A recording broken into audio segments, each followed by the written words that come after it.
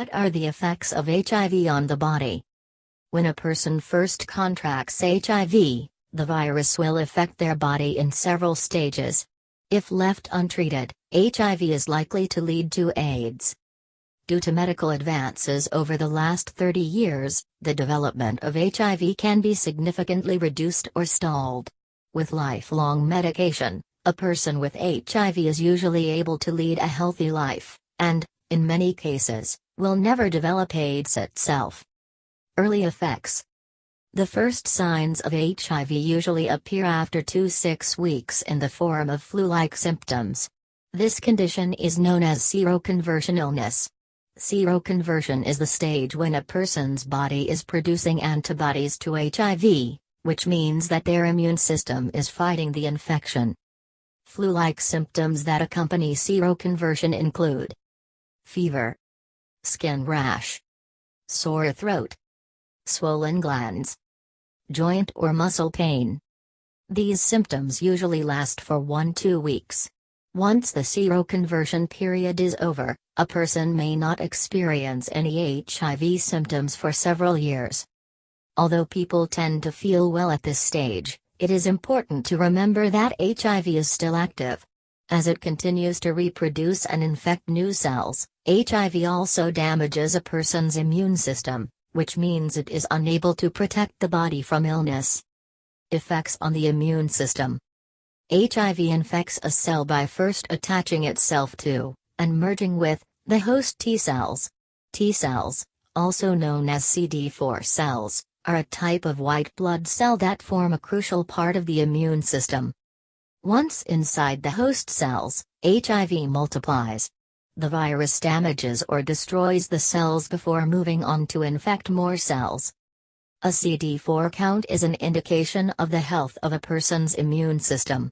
A healthy CD4 count is between 500 and 1,500. The CD4 count of a person with HIV who does not receive HIV treatment will reduce over time.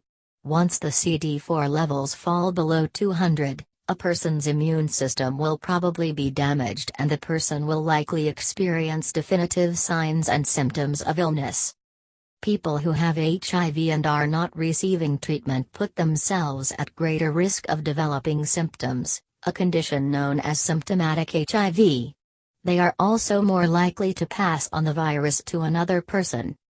Without treatment, a person is likely to develop AIDS because their immune system is no longer able to protect the body. At this stage, even the most minor infection becomes life-threatening. Opportunistic infections and AIDS-defining illnesses. A person with HIV may also become ill from opportunistic infections. They are called opportunistic because they take advantage of the weakened immune system. Opportunistic infections are usually caused by ordinary, harmless viruses, bacteria, and fungi, which only provoke disease when the immune system is compromised. Many of these infections are not life-threatening to a healthy person. To someone with HIV, however, they can be very serious and potentially fatal. An opportunistic infection is considered to be AIDS-defining when it spreads beyond the region or organ where it is typically found.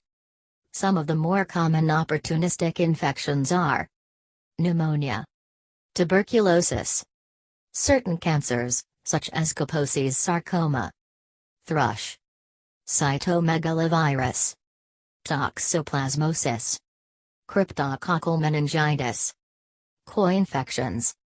Many people with HIV develop co-infections, diseases that can both have an effect on HIV and be affected by HIV. Tuberculosis and hepatitis are the most common HIV co-infections. Effects of medication. Woman with migraine. Side effects from ART drugs may include nausea, rashes, and headaches. Although there is no cure for HIV, medical treatment is available that significantly reduces the amount of the virus in the body to the point where it may become undetectable in the blood. The amount of virus in a person's body is known as the viral load.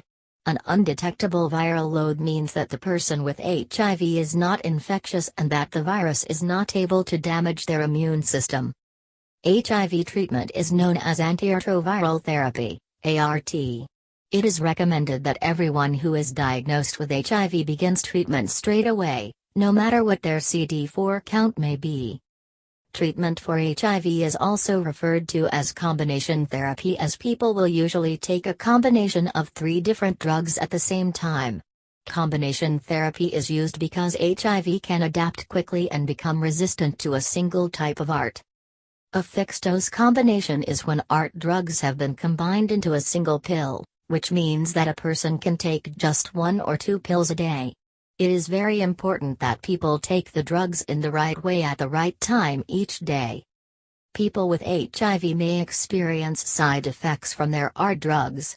The most common side effects are headache, tiredness, diarrhea, nausea or vomiting, rash, high blood sugar levels, high cholesterol. When undergoing ART, a person needs to be aware that their medication may interact with other prescription medications as well as herbal remedies and recreational drugs. Other possible adverse effects include anemia, hepatitis, poor kidney function, inflamed pancreas, glucose intolerance.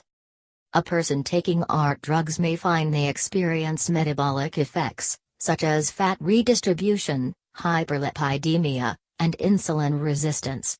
They may also develop conditions, such as osteopenia and osteoporosis, that will affect their bones. Despite these problems, there is evidence now of the long-term safety of ART, which has significantly improved the life expectancy of many people with HIV.